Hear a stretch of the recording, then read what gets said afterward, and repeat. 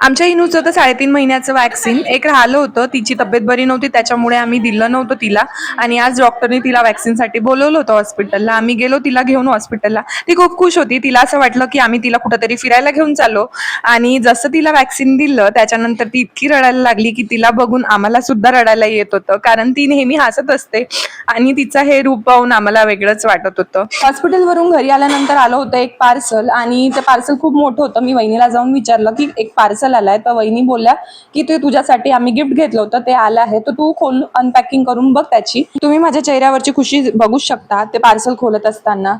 आणि मला असं वाटलं की एवढं मोठं पार्सल, आणि माझ्या मनात थोडा प्रश्न चालू होता की आलं काय कुछ ना असेल कुछ तो नेमकं गड़बड़ त्यामध्ये. जरूर है। दादा आणि बहिणींनी मला एप्रिल फुल बनवलं. खूप मोठा बॉक्स होता तो, त्यांना खोलायला त्रास येत होता आणि मी एकटीच भेटली त्यांना उल्लू बनवासाठी. त्या पार्सल मध्ये होता स्टोरेज बॉक्स, जे माझ्या कोणत्याच कामाचा नाही. अशा प्रकारे मी एप्रिल फुल बनली.